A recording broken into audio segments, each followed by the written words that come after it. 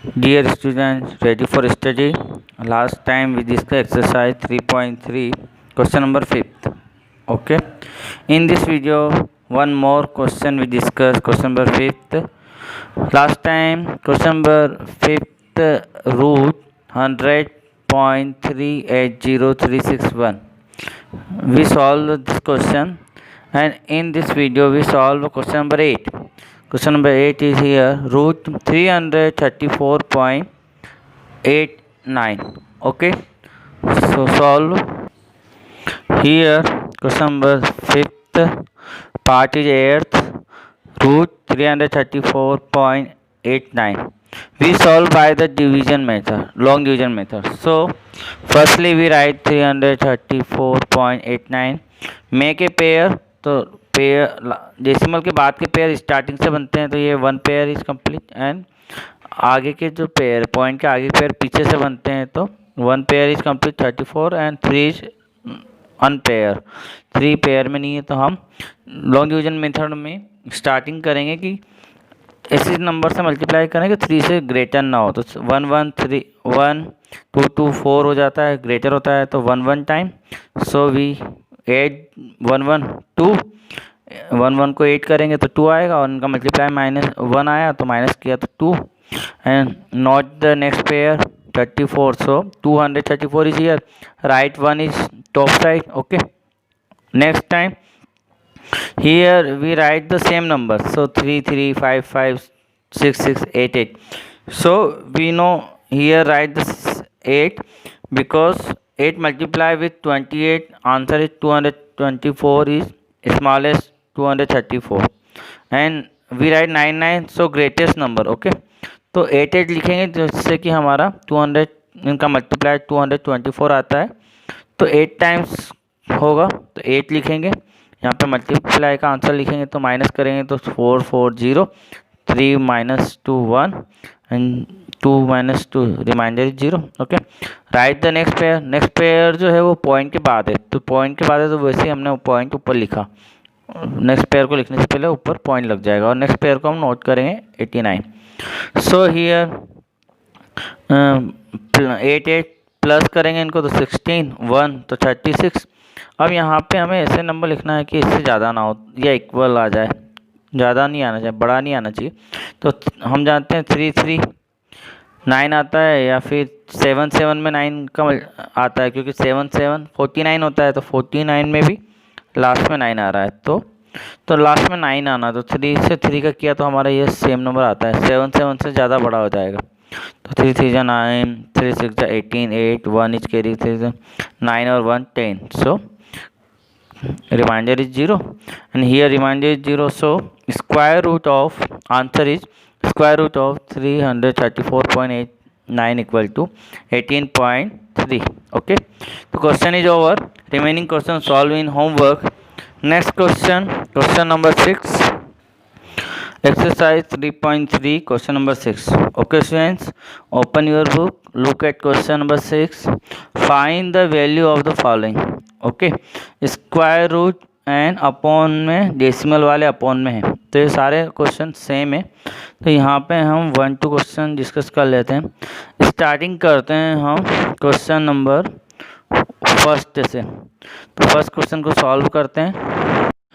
Question number first, root 6.25 upon 0.07. Okay, तो student यहाँ पे हम जानते हैं कि अगर पॉइंट से पॉइंट हम हटा भी लें, क्योंकि ऊपर भी पॉइंट के बाद 2 नंबर है और नीचे भी 2 नंबर है, तो पॉइंट से पॉइंट हट जाएगा, तो हमारा बनेगा स्क्वायर रूट 625/7.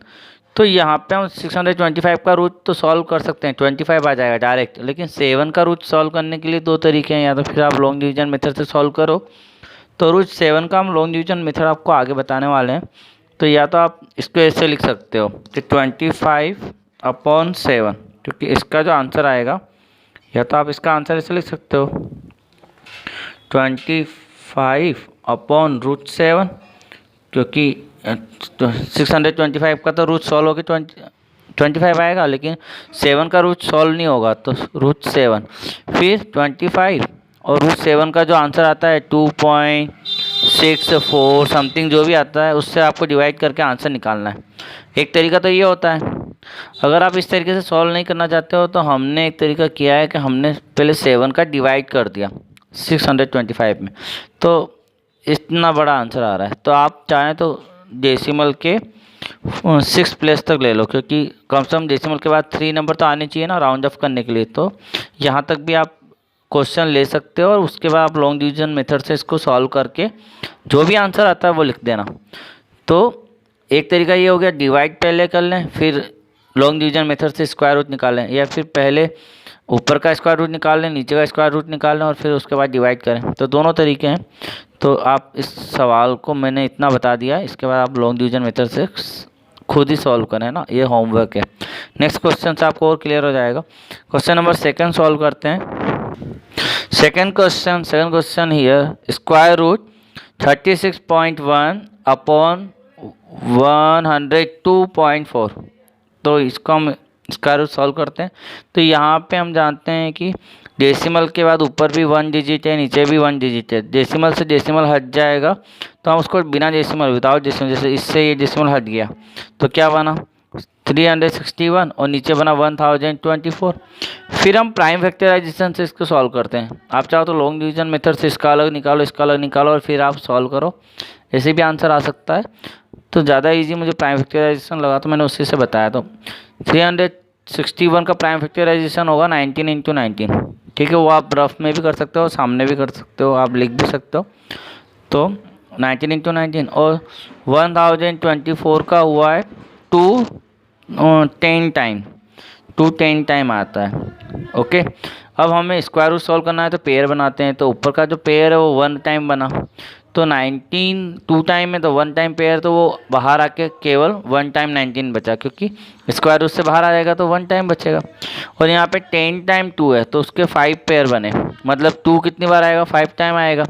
तो यहाँ पे 19/32, क्योंकि 2 में 2 का 4 4 2 8 8 2 16 16 2 32, तो यहाँ पे ये आया, ठीक है।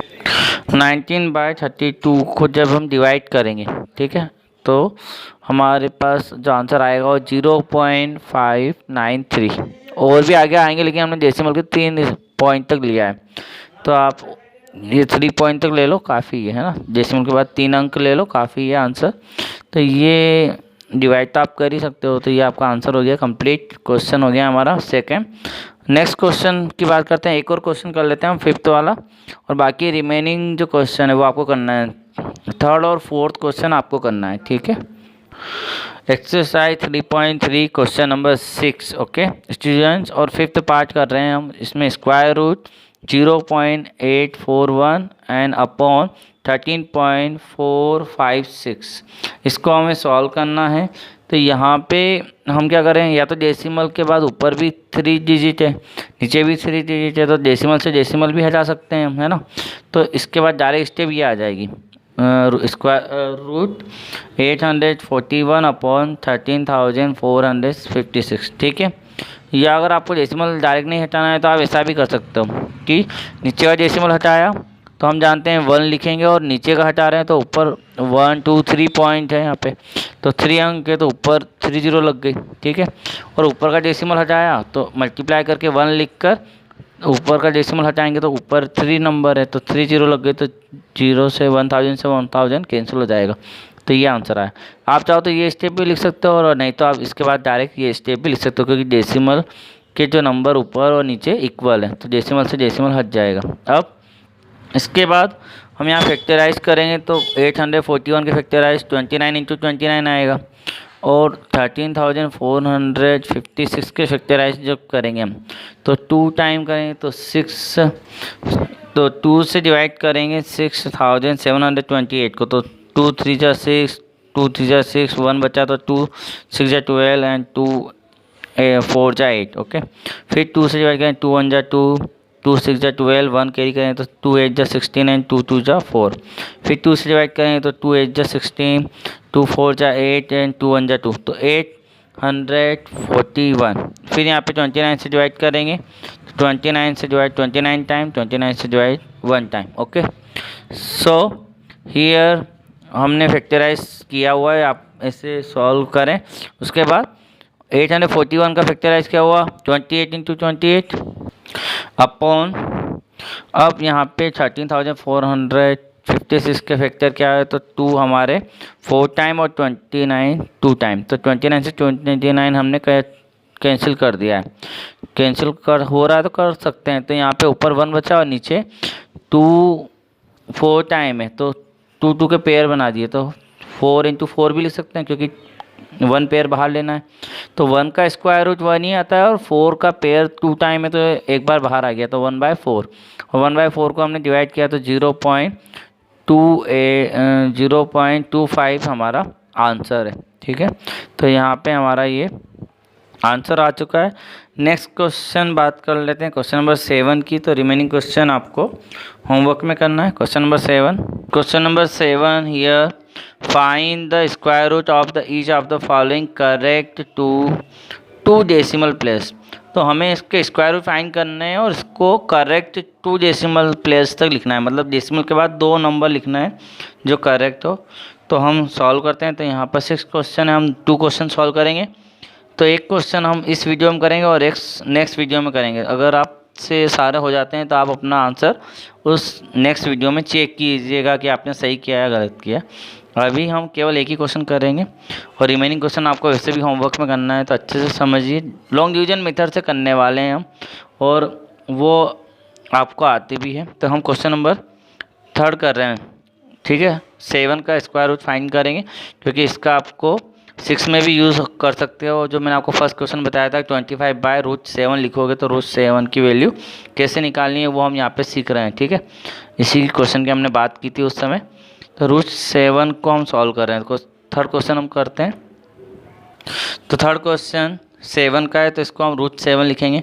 अब 2 प्लेस तक लिखना है तो पॉइंट के बाद हमने 3 पेयर बना लिए 0 0 के, तो हमने 6 टाइम 0 लिखा क्योंकि 6 टाइम 0 के 3 पेयर बनेंगे, 2 2 का 1 पेयर बनता है।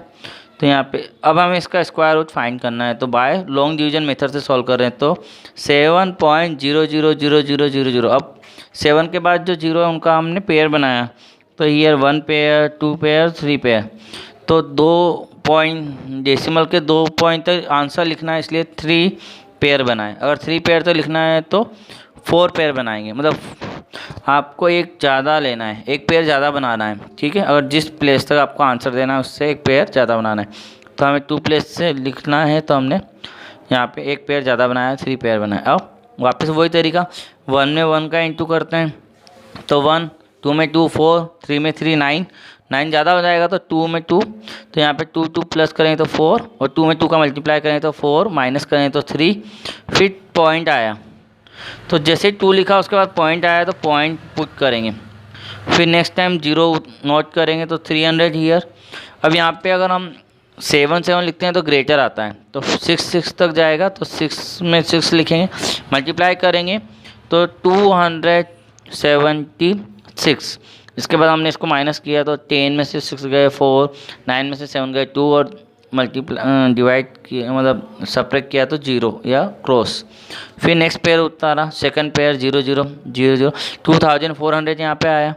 यहाँ पे 6 को 6 से प्लस करेंगे तो 12 1 4 और 1 5 तो 52। इसके बाद 4 टाइम जाएगा क्योंकि 4 टाइम से हमारा 2096 आएगा, 5 टाइम से ज़्यादा आता है 26,000 के आसपास आएगा।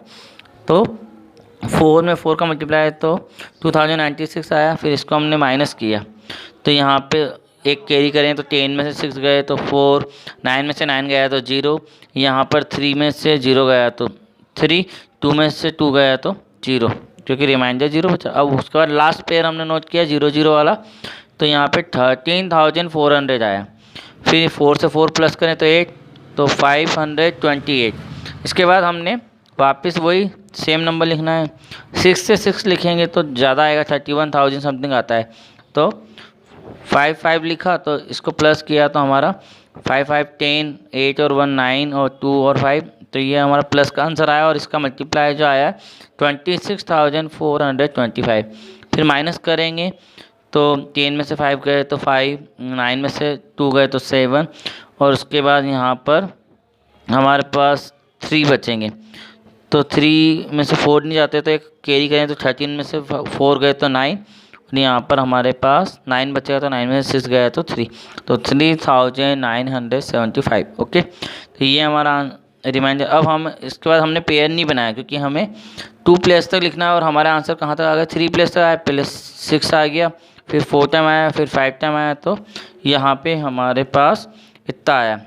इसके बाद हमने यहाँ पे √7 की वैल्यू लिखी है 2.645। यहाँ पे हमने इस 5 को राउंड ऑफ किया है, लास्ट वाले 5 को हटाना है। तो जब भी जिसको भी हम रिमूव कर रहे हैं वो अगर 5 है या 5 से बड़ा है तो उसके आगे वाले में 1 इंक्रीज़ हो जाएगा। तो यहाँ पे 4 में 1 इंक्रीज़ होगा तो इसको हम कहेंगे 5। हमारे पास यहाँ हमारे पास 2.645 आंसर आया। इसमें से 5 को रिमूव कर रहे हैं, तो जो रिमूव करते हैं अगर वो ग्रेटर देन 5 या 5 के इक्वल होता है तो आगे वाले उससे पहले वाले में 1 प्लस हो जाता है। जैसे यहाँ 5 है, हम 5 को हटाएंगे क्योंकि हमें 2 प्लेस तक आंसर लिखना है, तो 6 4 को रखेंगे, 5 को हटाएंगे, 5 के इक्वल है या उससे बड़ा आता है तो इस आगे वाले 4 में 1 प्लस हो जाएगा तो 5 आएगा। तो 2.65 आंसर आया। अगर मान लीजिए यहाँ पे लास्ट में 5 की जगह पर 2 होता, 1 होता, 4 होता, तो हम इसको हटाने के बाद यहाँ पे 6 4 सेम रखते, कोई भी आगे प्लस नहीं करता। तो ये 5 या 5 से बड़ा है इसलिए हम इसमें आगे वाले नंबर में 1 प्लस कर रहे हैं। तो ये राउंड अप हमने कर लिया है और ये हमारे 2 प्लेस तक करेक्ट आंसर। तो हमने आंसर लिखा therefore √7 = 2.65 correct up to 2 decimal place. तो correct up to 2 decimal place तक हमारा आंसर हो गया। रिमेनिंग क्वेश्चन आपको सॉल्व करना है बच्चों। इसका एक और क्वेश्चन हम नेक्स्ट वीडियो में सॉल्व करेंगे। Thank you very much, thank you.